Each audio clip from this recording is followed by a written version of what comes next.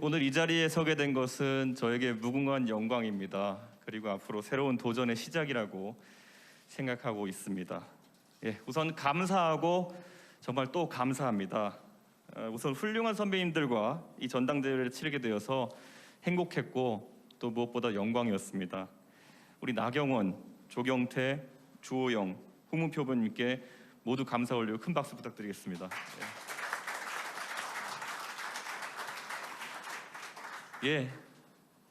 여러분은 저를 당대표로 만들어 주셨습니다. 다시 한번 강조하고 싶습니다. 여러분이 만들어 주셨습니다. 목적어가 아니라 주어에 힘을 실어서 읽었습니다. 저와 함께 이 역사에 발을 들여 놓으셨고요. 우리가 지금부터 만들어 나가는 역사 속에 여러분의 지분이 있습니다.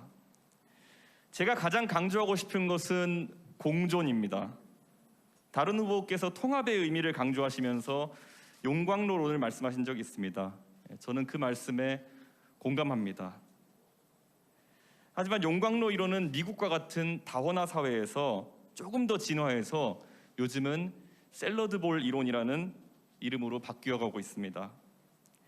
다양한 사람이 샐러드볼에 담긴 각종 채소처럼 고유한 특성을 유지한 채 같이 공존할 수 있는 사회가 샐러드볼입니다.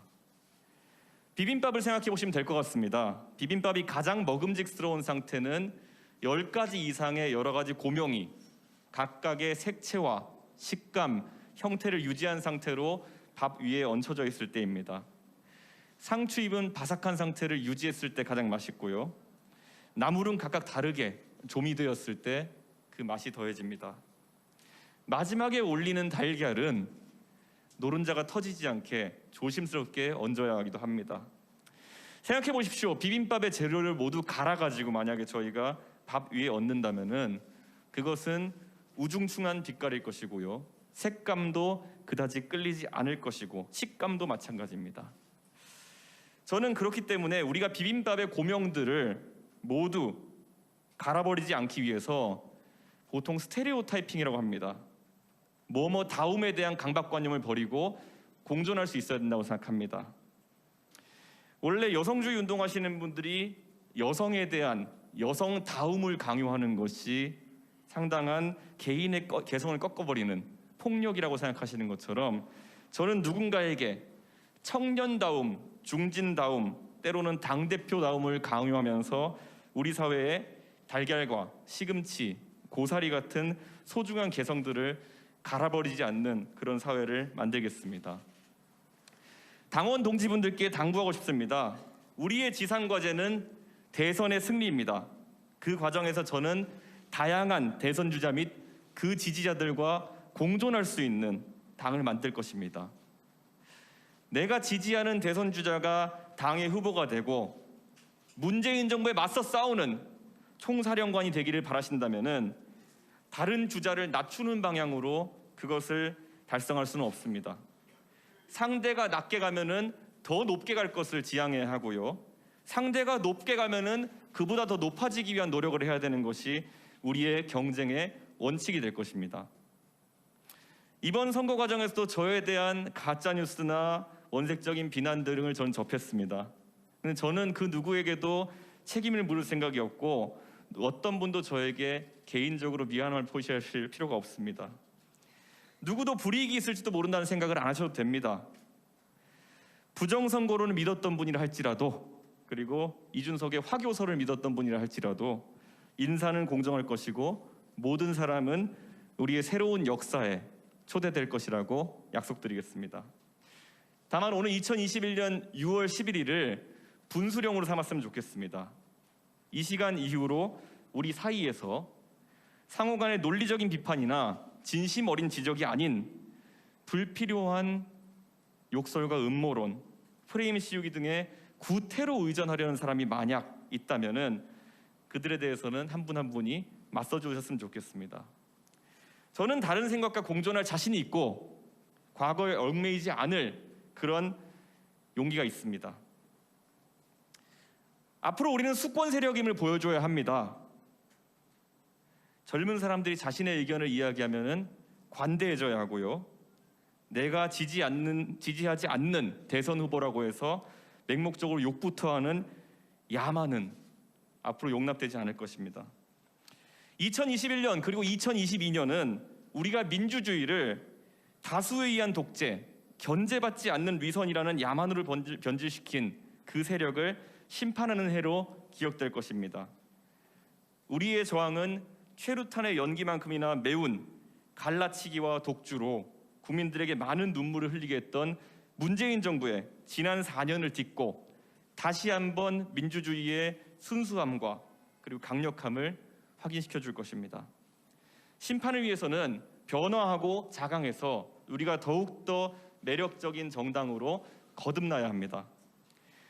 제가 가장 먼저 추진할 변화는 공직 후보자 자격 시험의 구체적인 설계와 토론 배틀, 연설 대전 등을 통한 대변인단의 공개 경쟁 선발입니다. 대한민국의 5급 공무원이 되기 위해서 연줄을 쌓으려고 하고 줄을 서는 사람은 없습니다. 훌륭한 인재들이 누가 시키지 않아도 각자의 위치에서 열심히 공부하고 준비합니다.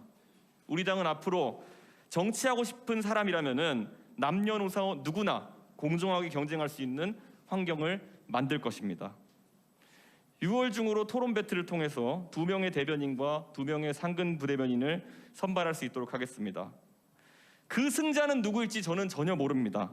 어쩌면 피선거권도 없는 20대의 대학생이 국회 기자회견장에 서서 우리 당의 메시지를 내게 될지도 모릅니다. 시사방송에서 우리 당의 입장을 설명하는 역할을 뛰어난 능력은 있으나 경력 단절 때문에 어려움을 겪던 여성이 공정한 경쟁을 통해서 선발될지도 모르겠습니다. 누가 선발될지 모르는 이 불확실성은 역설적으로 국민에게 확신을 줄 것입니다.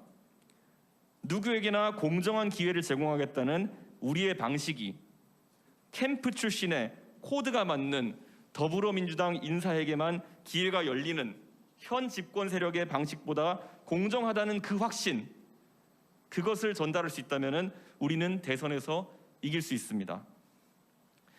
또한 공직 후보자 자격 시험은 당원들 상호 간에 지식과 지혜를 나누며 훈련된 당원들이 공직 후보자 선거에 나갔을 때 우리 당의 지방선거에 있어서 가장 큰 무기가 될 것입니다. 이미 많은 당원들은 저에게 문자 메시지 등을 통해서 그 변화에 앞장서고 공부를 시작하겠다고 말씀하고 계십니다. 컴퓨터를 접하기 쉬운 젊은 나이대의 당원이 컴퓨터를 잘 활용하는 것은 저에게 큰 감동이 아닙니다. 하지만 장년층의 당원이 국민에게 봉사하기 위해서 따로 시간을 내어서 공부하고 그를 통해서 능력을 획득한다면은 그것은 선거 때 명함에 쓰여 있는 어떤 이력과 경력보다도 유권자의 마음에 잔잔한 감동을 불러일으킬 수 있는 그런 평가의 기준이 될 것입니다.